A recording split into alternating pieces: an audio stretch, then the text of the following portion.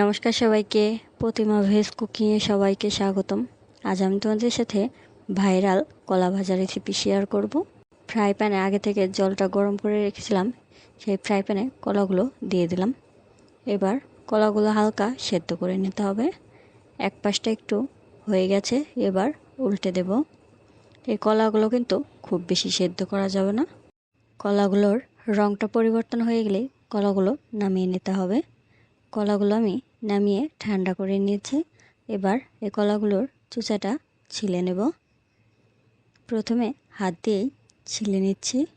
যেহেতু কলাটা বেশিক্ষণ সেদ্ধ করা হয়নি, তাই চোচাটা একটু শক্তই আছে, তাই একটু ছাড়িয়ে নেওয়ার সময় একবারে পুরোটা চোচা উঠছে না। কিছু সময় আমি হাত দিয়ে ছাড়িয়ে নিয়েছি। এবার একটা ছুরি দিয়ে ছাড়িয়ে নেব। ছুরি দিয়ে ছাড়িয়ে নেওয়ার সময় কলাটা দেখো অনেক সুন্দর পরিষ্কার হয়ে আসছে।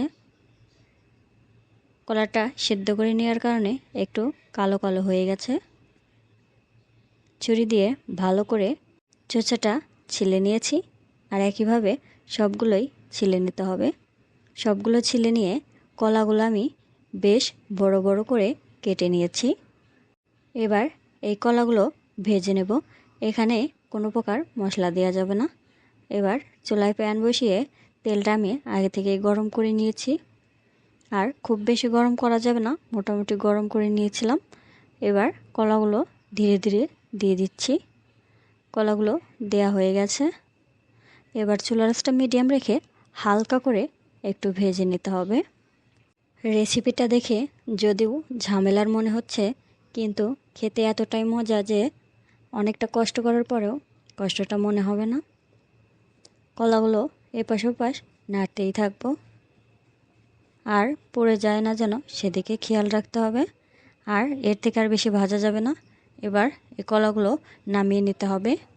হালকা হালকা লাল লাল করে ভেজে নিয়েছি। এবার একটা ছাঁকনি দিয়ে কলাগুলো ছেঁকে ছেঁকে তুলে নেব।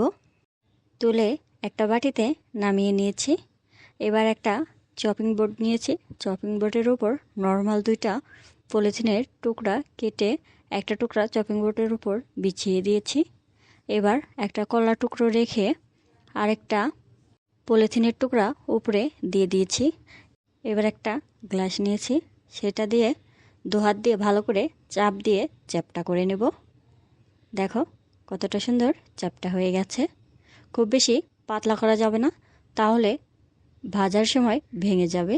এবার কাগজটা তুলে কলাটা যে চ্যাপটা করেছি সেটাই হাতে তুলে নিচ্ছে। আর দেখো কতটা সুন্দর হয়েছে। আর একইভাবে সবগুলোই বানিয়ে নেব। আমি আরও একটা বানিয়ে দেখাচ্ছি। পলিথিনের উপর একইভাবে রেখে গ্লাসটা ভালো করে দু হাত দিয়ে চাপ দিলেই দেখো চ্যাপটা হয়ে যাচ্ছে।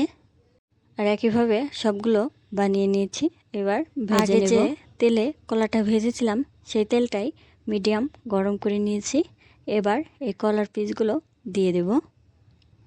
আর বেশ কয়েক পিস দিয়ে দিয়েছি। এবার চুলার আঁচটা মিডিয়াম রেখে উল্টে পাল্টে ভেজে নেব। যেহেতু আগে একবার ভাজা ছিল, তাই এবার খুব বেশি ভাজতে হবে না। হালকা একটু লাল হয়ে আসলেই নামিয়ে নিতে হবে। এক পাশটা একটু হয়ে গেছে, এবার উল্টিয়ে দিলাম। এবার আরেক পাশটাও একটু হয়ে গেছে, এবার উল্টে পাল্টে ভেজে নিলেই ভাইরাল কলা ভাজা রেসিপি হয়ে যাবে। লাল লাল করে ভেজে নিয়েছি। এবার একটা ছাঁকনি দিয়ে ছেঁকে তুলে নেব। আজকের এই কলা ভাজাটা দেখে তোমরা একদিন বানিয়ে খেয়ে দেখবে, আশা করি খুবই ভালো লাগবে। এবার কলা ভাজাতে মশলা মাখিয়ে নেব। প্রথমে দিয়ে দিলাম টেস্টি সল্ট, অল্প করে চারিদিকে ছড়িয়ে দিয়ে দিলাম। এবার দিয়ে দিতে হবে বিট লবণ, চারিদিকেই সমানভাবে দিয়ে দিয়েছি।